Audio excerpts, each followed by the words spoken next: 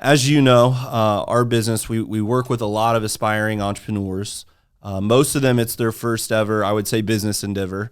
And I think everybody always starts out with this plan and they want to be successful and they dream about how it's going to go. And, sometimes you get knocked down a little bit. As you said, I don't think many people can relate to losing $100 million. But what advice would you give to an aspiring entrepreneur that hits a tough time or has a setback or gets knocked down for that matter?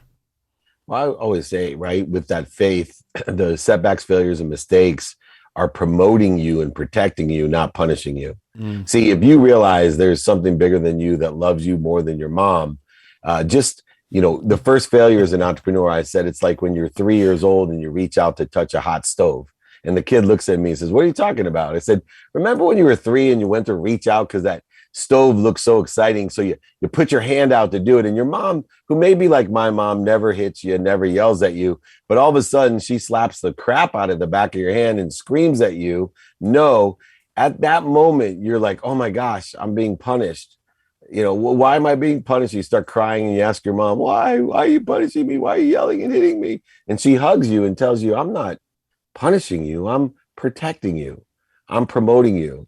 And so the first thing I like to tell entrepreneurs is if you have the mindset, the heart set, and the handset that you're being protected and promoted at all times. And then number two, here's the biggest difficulty that entrepreneurs have. They go the extra mile every once in a while. And you two know because you've been around the billionaires, millionaires, entrepreneurs, celebrities, athletes, and entertainers that have made it to the top. And that's an empty mile that those guys are living in. What do I mean? See, a true entrepreneur has to go the extra mile every day. See, because what happens is most entrepreneurs, they go the extra mile every once in a while. And when they don't make it to where they're supposed to make it or where they want to make it to, they justify why they didn't make it by saying, oh, but I did this 2 weeks ago, or Mm. I did this last week. No, brother, you got to go the extra mile every day, not every once in a while. And you can't use your setbacks, mistakes, and failures as punishment. It's simply promotion and protection to the empty mile where there's very little competition.